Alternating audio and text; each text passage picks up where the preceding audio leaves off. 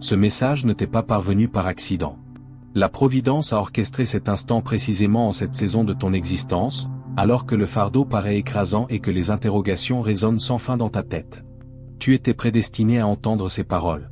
Ceci n'est pas une simple intuition, c'est une affirmation. Tu reconnais cette sensation, n'est-ce pas? Celle où chacun semble progresser sans effort tandis que toi, tu supportes le poids. Là où les difficultés t'atteignent comme un aimant, là où les gens se tournent vers toi quand tout s'effondre. Et on attend de toi que tu sois la solution, le plan, la force qui maintient l'ensemble. On t'a si souvent dit que tu étais fort que tu as oublié ton droit à la fatigue. Tu as été le pilier si longtemps que tes propres besoins se sont mués en murmures que tu as appris à étouffer. Élu de Dieu, avant que cette révélation divine ne continue. Abonnez-vous immédiatement à la chaîne et activez la cloche de notification pour ne manquer aucun oracle. Appuyez sur le bouton like de cette vidéo avec foi et déclarez en commentaire. 2026 est mon année de gloire divine. Accompagné du nombre sacré 777. Que l'onction tombe sur vous dès maintenant. Permets-moi de te révéler ce que les cieux perçoivent lorsqu'ils posent le regard sur toi. Ils ne voient pas une bête de somme. Ils ne voient pas quelqu'un qui a tiré le mauvais lot. Ce que les cieux discernent, c'est un pain de bénédiction. Et je ne l'entends pas comme le monde l'entend. Le monde réduit les bénédictions au salaire et au compte bancaire. Mais le ciel définit le pain béni comme une réalité bien plus sacrée, bien plus éternelle. Tu es quelqu'un que Dieu a élu pour préserver la vie elle-même. Pas seulement ta vie, pas seulement la survie des tiens. Tu portes la nourriture qui rassasiera des générations que tu n'as pas encore côtoyées. Tu penses à Joseph à l'instant, n'est-ce pas? Ou peut-être n'avais-tu jamais fait le rapprochement? Joseph n'a pas demandé à être jeté dans une citerne par ses frères. Il ne s'est pas porté volontaire pour de fausses accusations ou pour une cellule. Mais chaque trahison, chaque injustice, chaque nuit solitaire fut une préparation. Car lorsque la famine survint, Joseph ne fit pas que nourrir l'Égypte. Il préserva toute la lignée par laquelle le Messie adviendrait. La fidélité d'un homme dans les ténèbres devint le salut des nations. Voilà ce que fait un pain béni. Un pain béni ne survit pas seulement à ses épreuves. Il devient la subsistance dans la disette de quelqu'un d'autre. Et tu es épuisé parce que tu agis ainsi depuis si longtemps sans en saisir la raison. Tu as cru que quelque chose n'allait pas en toi. Tu as pensé avoir fait de mauvais choix, que Dieu te châtiait ou que tu étais poursuivi par la malchance. Et si je te disais que tout ce que tu as enduré était une mission stratégique? Et si la pression n'était pas aléatoire mais intentionnelle? Non pas cruelle, mais pleine de sens. L'adversaire de ton âme a œuvré sans relâche pour te persuader que tes combats signifient que tu agis mal, que si tu avais plus de foi, la vie serait plus facile, que si Dieu t'aimait vraiment, tu ne serais pas toujours en train de réparer, de donner, de soutenir tout le monde. Mais c'est un mensonge conçu pour te faire renoncer juste avant ta percée, car l'ennemi c'est une chose que tu commences à peine à réaliser. Tu ne traverses pas simplement cela. Tu es préparé au travers de cela. Il y a une raison pour laquelle les épreuves sont venues par vagues. Il y a une raison pour laquelle, quand tu résolvais un problème, un autre surgissait. Chaque vague a accru ta capacité. Chaque problème a élargi ta sagesse. Tu as suivi l'entraînement céleste sans même savoir que tu y étais inscrit. Pendant que d'autres recevaient des vies confortables, on te conférait une onction peu commune. Pendant que d'autres étaient divertis, tu étais équipé. C'est ce que fit Néhémie. Il n'était pas prêtre. Il n'était pas prophète. Il était échanson, un serviteur dans le palais d'un roi étranger. Mais quand il apprit que les murailles de Jérusalem étaient en ruine et le peuple en détresse, quelque chose s'éveilla en lui. Il ne pouvait l'ignorer. Il ne pouvait le déléguer. Il devait reconstruire ce qui était détruit. Et Dieu n'envoya pas une armée. Il envoya un homme avec un fardeau si lourd qu'il le fit pleurer, et un appel si clair qu'il le fit agir. Tu es ce Néhémie. Tu portes un poids qui n'a pas de sens pour les autres. Il se demande pourquoi tu tiens tant. Pourquoi tu ne peux pas simplement laisser les choses s'écrouler? Pourquoi tu continues à te montrer quand personne ne le valorise? Et tu ne peux t'en empêcher, car les pains bénis ne voient pas seulement des problèmes. Ils voient des gens qui périraient sans provision, et quelque chose au fond de toi refuse que cela advienne. Cela peut sembler étrange, mais j'ai besoin que tu l'entendes. Ta famille avait besoin de quelqu'un pour briser le cycle. Ta lignée avait besoin de quelqu'un pour dire, c'est assez, pas plus loin. La dysfonction s'arrête ici.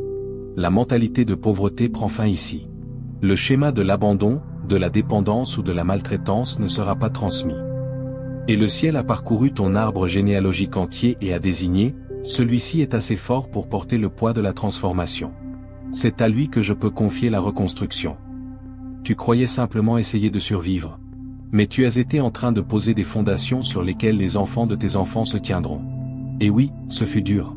Oui, tu as voulu abandonner. Laisse-moi te guider vers un passage des Écritures qui te semblera étrangement familier. Le prophète venait de faire descendre le feu du ciel. Il venait de vaincre 450 prophètes de Baal dans l'une des démonstrations les plus spectaculaires de la puissance divine de l'histoire. Et puis Jézabel lui envoya une seule menace, et cet homme de Dieu puissant s'enfuit dans le désert, s'assit sous un genêt et pria pour mourir. Il dit, « J'en ai assez, Seigneur, prends ma vie. » Cela résonne-t-il en toi? As-tu eu ton moment sous le genêt où tu as tout fait correctement, porté les fardeaux de tous, tout maintenu, pour te retrouver vidé, murmurant, « Mon Dieu, je n'en peux plus » Voici ce que le ciel fit pour Élie. Un ange n'arriva pas avec un discours de motivation. L'ange arriva avec de la nourriture et dit, « Lève-toi et mange. » Puis le laissa dormir. Puis apporta encore de la nourriture et le laissa se reposer à nouveau. Car avant que Dieu ne donne à Élie sa mission suivante, il s'assura qu'Élie soit restauré. Le chemin à venir serait long et Élie ne pourrait le parcourir sur les nerfs. Tu as besoin d'entendre ceci. Te reposer n'est pas une rébellion. Te reposer est une obéissance. Si tu es un pain béni, ta force n'est pas illimitée. C'est une ressource, et une partie de ta mission est de gérer cette ressource avec sagesse. Tu ne peux verser d'un vase vide. Tu ne peux nourrir les autres si tu meurs de faim toi-même. Le ciel ne te demande pas de t'épuiser. Il te demande de te préserver pour le marathon, pas seulement pour le sprint. Certains ont couru si fort et si longtemps que le repos semble de la paresse, mais les pains bénis qui ne se reposent pas deviennent des martyrs. Et les martyrs ne se multiplient pas, ils meurent simplement de belles morts et laissent tout le monde se débrouiller. Dieu ne t'a pas appelé à être un martyr. Il t'a appelé à être un multiplicateur. Laisse-moi te conter une autre histoire, car celle-ci pourrait tout changer. La veuve de Sarepta était réduite à son dernier repas. Une poignée de farine, un peu d'huile dans une cruche. Elle se préparait à le manger avec son fils, puis à attendre la mort. C'était là où elle en était. Le fond du gouffre, aucune option, aucun espoir. Puis le prophète arriva et lui demanda de le nourrir en premier. Peux-tu imaginer? Elle meurt de faim. Son enfant meurt de faim. Et cet homme de Dieu dit, « Fais-moi d'abord une galette, puis pour toi et ton fils. » Cela semble scandaleux, cela semble cruel, mais voici ce qui advint. Elle donna à partir de son manque. Elle donna quand cela n'avait aucun sens. Elle nourrit le prophète avec sa dernière part. Et à partir de ce jour, la farine ne s'épuisa pas. L'huile ne tarit pas. Chaque jour, il y en eut assez. Pas l'abondance, pas l'excès, mais le nécessaire. Voilà l'onction du pain béni. Quand tu donnes à partir de ton manque, le ciel le multiplie. Quand tu bénis les autres à partir de ta brisure, tu déverrouilles une provision qui défie la logique. Mais voici la clé. Elle dut donner d'abord. Elle dut faire confiance que l'acte de pourvoir déclencherait la provision céleste pour elle. Combien de fois as-tu été dans cette position exacte, où tu avais à peine assez pour toi, mais quelqu'un avait besoin, et tu as quand même donné? Tu as pensé être stupide. Tu as pensé te handicaper. Mais chaque fois que tu as choisi d'être du pain pour autrui, le ciel en a pris note, et l'huile n'a jamais tari, n'est-ce pas? Tu as continué. Tu as tenu. Tu as pourvu. Pas parce que tu avais beaucoup, mais parce que le ciel n'a cessé de remplir ce que tu as versé. Ce n'est pas de la chance, ce n'est pas une coïncidence. C'est l'onction du pain béni en action. Maintenant, laisse-moi te dire ce qui change en cet instant précis, en cette saison. Le poids que tu as porté est sur le point de prendre son sens. Les épreuves qui semblaient aléatoires vont révéler leur but. Tu es sur le point de voir la preuve de tout ce que tu as semé en secret. Chaque fois que tu as donné quand tu ne pouvais pas, chaque fois que tu as encouragé quelqu'un quand tu étais découragé, chaque fois que tu as porté la douleur d'autrui alors que la tienne criait. Le ciel a tout enregistré, et le retour vient. Mais comprends ceci, la bénédiction qui vient n'est pas seulement pour toi, elle est pour tous ceux qui sont liés à toi. Quand Joseph fut promu de la prison au palais, ce n'était pas seulement pour Joseph, c'était pour sa famille, pour l'Égypte, pour les nations. Quand Néhémie reconstruisit la muraille, il ne s'agissait pas seulement d'architecture. Il s'agissait de restaurer la dignité et la sécurité pour tout un peuple. Quand l'huile de la veuve se multiplia, elle ne nourrit pas seulement elle et son fils. Elle soutint le prophète qui allait ressusciter des morts et changer la nation. Ta bénédiction est toujours plus grande que toi, car les pains bénis n'amassent pas. Les pains bénis distribuent. Et je sais ce que certains pensent. Cela semble beau, mais je suis si fatigué. Je ne sais pas si je peux continuer. Je ne sais pas si j'ai un autre combat en moi. Laisse-moi parler directement à cet épuisement. Tu es fatigué car tu as opéré dans ta propre force trop longtemps. Tu as essayé d'être assez, alors que le ciel ne t'a jamais demandé d'être assez par toi-même. L'onction du pain béni ne signifie pas que tu fais tout. Cela signifie que tu gères ce que le ciel fournit. Te souviens-tu de ce que Jésus fit avec 5 pains et 2 poissons? Il ne cuisit pas plus de pain. Il ne pêcha pas plus de poissons. Il prit ce qui était disponible, le bénit, le rompit et le donna aux disciples pour distribuer. Et d'une manière impossible, 5000 hommes, sans compter femmes et enfants, furent rassasiés. Et il resta 12 paniers. Voilà le modèle. Tu apportes ce que tu as, le ciel le multiplie, mais tu dois le libérer. Tu dois le laisser être rompu. Tu dois faire confiance au processus. Et voici ce qui va te défier. Dans ce miracle, Jésus ne distribua pas le pain lui-même. Il le donna aux disciples pour distribuer. Il impliqua d'autres dans le miracle. Car les pains bénis ne sont pas faits pour tout faire seul. Tu es fait pour élever d'autres distributeurs. Pour enseigner aux autres comment multiplier la provision. Tu n'es pas le seul pain béni dans ton entourage. Tu es le premier. Tu es celui qui défriche le terrain pour que d'autres puissent planter. Alors, quand je parle de repos, je parle aussi de délégation. D'élever la prochaine génération de pourvoyeurs. D'enseigner à tes enfants, à tes fils et filles spirituels comment porter ce que tu portes. Pas parce que tu es trop faible, mais parce que la multiplication est le but. Joseph ne fit pas que survivre à la famine. Il créa un système qui lui survécut. Néhémie ne fit pas que reconstruire la muraille. Il organisa le peuple pour défendre ce qui était construit. La veuve ne fit pas que recevoir la provision. Elle apprit une leçon qu'elle transmit à son fils. Ce que tu construis doit te survivre. C'est l'héritage du pain béni. Maintenant, je veux aborder ce qui pèse sur toi.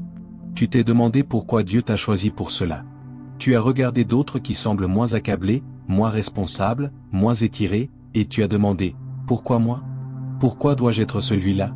Laisse-moi répondre par une autre question, qui d'autre pourrait le supporter? Le ciel ne donne pas les missions de pain béni à ceux qui s'effondrent sous la pression. Le ciel ne confie pas la provision générationnelle à ceux qui abandonnent quand cela devient dur. Tu as été choisi car le ciel a vu en toi quelque chose que tu n'as pas encore pleinement perçu. Tu as été choisi car tu es loyal quand d'autres sont inconstants. Fidèle quand d'autres sont des amis de beau temps. Tu restes debout quand d'autres s'assoient. Tu portes quand d'autres laissent tomber leurs charges et s'en vont. Ce n'est pas un fardeau, c'est un honneur. Et un jour, quand tu verras l'image complète, tu comprendras pourquoi ce devait être toi. Mais parlons de maintenant, car maintenant tu as besoin de plus que de la motivation. Tu as besoin d'une direction. Tu as besoin de savoir comment marcher dans cet appel sans te perdre.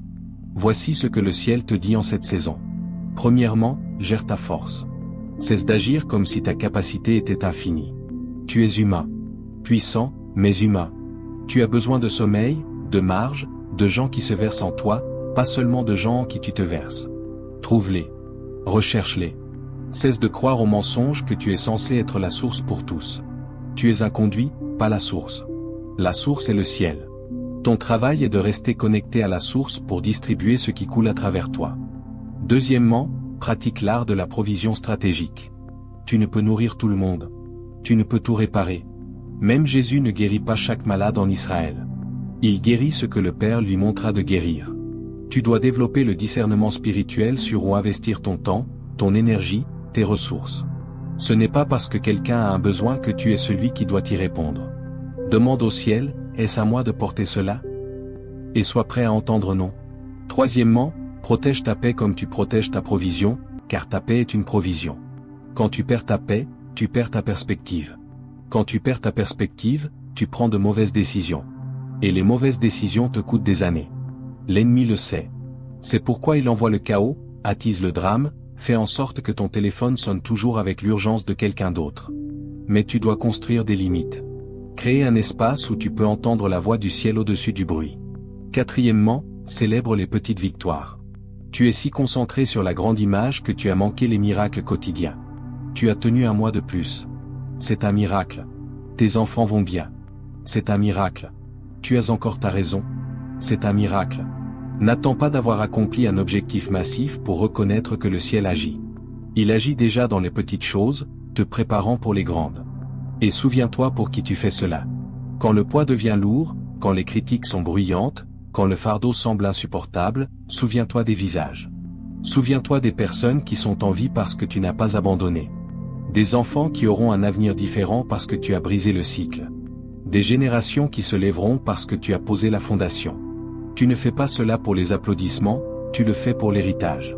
Maintenant, laisse-moi parler de ce qui vient, car il y a un changement dans l'atmosphère et tu es sur le point de le sentir. La saison de l'obscurité se termine. La saison de la reconnaissance commence. Pas parce que tu as besoin de reconnaissance, mais parce que ton influence est sur le point de s'étendre. Tu as été fidèle dans les petites choses. Maintenant, tu vas être chargé de beaucoup. Et quand je dis beaucoup, je ne parle pas seulement de ressources. Je parle de plateformes, d'opportunités, de portes que tu n'as pas frappées, de connexions que tu n'as pas cherchées. Le ciel est sur le point de déplacer des pièces sur l'échiquier que tu ne vois pas encore. Et soudain, tu te retrouveras dans des pièces que tu n'aurais jamais imaginées, ayant des conversations inattendues, accédant à des ressources que tu pensais impossibles. Mais voici l'écueil, avec une plus grande influence vient une plus grande responsabilité. Avec plus de provision vient plus de distribution. Tu n'es pas promu pour enfin te détendre. Tu es promu pour servir à une plus grande échelle. Et c'est pourquoi la préparation a été si intense, car ce qui vient exige quelqu'un qui a déjà été testé. Ce qui vient exige quelqu'un qui sait gérer la pression sans perdre son intégrité. Tu te demandais quand ta percée viendrait. Elle est déjà en marche. Tu n'as pas encore vu la preuve, mais elle arrive. Et quand elle se manifestera, elle ne sera pas petite. Elle ne sera pas subtile. Elle sera indéniable. Ce sera le genre de percée qui fera dire aux gens, que s'est-il passé? Comment est-ce arrivé? Et tu souriras et diras, le ciel est intervenu. Mais je dois te prévenir. Quand la bénédiction viendra, quand la provision augmentera, quand les portes s'ouvriront, tu seras tenté d'oublier d'où tu viens. Tenté de penser que tu l'as mérité. Tenté d'amasser, de protéger, de garder pour toi. Ne cesse pas d'être généreux. Reste humble. Reste ancré dans cette vérité. Tout vient du ciel, tout appartient au ciel, tu n'en es que le gestionnaire. Car voici ce qui arrive aux pains bénis qui oublient leur mission, ils deviennent des amasseurs, et les amasseurs perdent l'onction. L'huile cesse de couler quand tu cesses de verser. La farine s'épuise quand tu te mets à te cramponner. Le ciel ne peut multiplier ce que tu ne libères pas. Alors, quand la bénédiction viendra et elle vient, donne plus vite qu'avant. Bénis plus de gens qu'avant. Sois plus généreux que tu ne l'étais. Car plus tu libères, plus le ciel libère vers toi. C'est le cycle du pain béni, reçois, gère, multiplie, distribue, reçois encore. Et laisse-moi dire ceci à ceux qui portent des fardeaux financiers en ce moment. Ceux qui sont en retard sur les factures, noyés sous les dettes, qui se demandent comment tenir jusqu'au prochain versement. Le ciel vous voit et n'a pas oublié l'alliance. Vous avez été fidèle avec le peu. Vous avez donné quand cela n'avait pas de sens. Vous avez béni les autres quand vous aviez du mal. Cela est sur le point de changer. Le manque va se transformer en débordement. Pas parce que vous l'avez manipulé, mais parce que vous avez été fidèle dans la famine, et la saison de la moisson est là. Mais ne t'attends pas à ce que cela ressemble à tes plans. La provision divine se montre rarement comme prévu. Elle peut venir par une porte inattendue, une personne imprévue, sous une forme qui exige que tu avances dans la foi avant de voir la preuve. Mais elle arrive. Sois vigilant. Attends-toi à cela. Positionne-toi pour la recevoir. Maintenant, laisse-moi parler à ceux qui portent des fardeaux émotionnels. Ceux qui sont les pacificateurs dans leur famille. Ceux que tout le monde appelle en cas de drame, ceux qui méditent, conseillent, absorbent la douleur d'autrui. Vous êtes un pain béni d'un genre différent. Vous fournissez une subsistance émotionnelle, et c'est aussi épuisant que la provision financière, peut-être plus, car ces fardeaux n'apparaissent pas sur un bilan. Personne ne les voit, personne ne vous applaudit, mais le ciel voit. Et le ciel est sur le point de vous envoyer du soulagement. Vous allez connaître des relations qui vous remplissent au lieu de vous vider. Rencontrez des gens qui vous voient vraiment, et ne voient pas seulement ce que vous pouvez faire pour eux. Vous allez trouver des espaces sûrs où vous pouvez être faible, incertain, où vous pouvez être celui qui a besoin que quelqu'un d'autre soit fort. Car même les pains bénis ont besoin de pain. Et à ceux qui portent des fardeaux spirituels, qui intercèdent pour des gens qui ne savent même pas que vous priez, qui tiennent la brèche pour des familles, des villes, des nations, entendez ceci. Vos prières ne sont pas vaines. Chaque intercession a été enregistrée. Chaque larme a été recueillie. Chaque cri de minuit a atteint le trône. Et la percée pour laquelle vous avez prié est sur le point de se manifester. Pas seulement pour vous, mais pour tous ceux que vous avez couverts. Vous allez voir le fruit d'années de prières fidèles. Les prodigues reviennent, les chaînes se brisent, les forteresses tombent, et vous saurez que votre fidélité dans le secret produit des résultats en public. Laisse-moi boucler la boucle. Tu es un pain béni. Pas parce que tu es riche, fort, ou que tu as tout ensemble. Tu es un pain béni parce que le ciel te fait confiance pour la mission de préserver la vie, de multiplier la provision et de construire un héritage. Tu es un pain béni parce que tu as prouvé que tu n'abandonnerais pas quand cela devient dur. Que tu ne quitterais pas le navire dans la tempête. Que tu n'amasserais pas quand tu es béni. Que tu n'oublierais pas d'où tu viens quand tu arrives. Et tout ce que tu as traversé t'a préparé pour ce moment. Ce moment précis où le ciel est prêt à libérer le prochain niveau de provision, d'influence et d'autorité. Mais tu dois le recevoir avec des mains ouvertes. Le gérer avec sagesse. Le distribuer avec générosité. Car l'onction du pain béni ne concerne pas le fait que tu aies plus. Elle concerne le fait que plus de gens soient nourris à travers toi. Alors lève-toi. Relève la tête. Tu n'es pas une victime. Tu n'es pas maudit. Tu n'es pas oublié. Tu es choisi. Ouah. Positionné. Et tout ce qui a tenté de te détruire t'a seulement rendu plus fort. Tout ce qui a tenté de t'arrêter a seulement prouvé que tu es imparable. Tout ce qui a tenté de te réduire au silence a seulement amplifié ta voix. Le pain béni ne moisit pas. Le pain béni est rompu et nourrit les multitudes. Le pain béni ne se plaint pas du fardeau. Il le porte avec grâce, sachant que le poids construit le muscle pour le niveau suivant. Le pain béni n'attend pas la permission. Il marche dans l'autorité, car le ciel a déjà autorisé la mission. C'est ta saison. C'est ton moment. C'est ton temps de marcher pleinement dans l'appel qui est sur ta vie depuis avant ta naissance. Tu es né pour un temps comme celui-ci. Tu as été choisi pour cette génération. Désigné pour porter ce que d'autres ne pouvaient porter et construire ce que d'autres ne construiraient pas. Et la preuve arrive, sois aux aguets. Les portes s'ouvrent, sois aux aguets. La provision coule, sois aux aguets. Les connexions s'alignent, sois aux aguets. La percée se manifeste, sois aux aguets. Tu ne lis pas ceci par accident. Tu n'entends pas cela par coïncidence. Le ciel a orchestré ce moment parce que tu avais besoin d'entendre ces mots. Tu avais besoin de savoir que tu es vu, que tu as de la valeur, que tu es célébré, que tu n'es pas seul. Et tu es sur le point d'être témoin de la fidélité du ciel d'une manière qui te coupera le souffle. Alors, repose-toi quand tu as besoin de repos. Donne quand le ciel t'y pousse. Fais confiance quand cela n'a pas de sens. Tiens bon quand tout en toi veut s'asseoir. Car tu es un pain béni, et le monde a faim de ce que tu portes. Le changement est là. La saison est maintenant. L'appel est clair.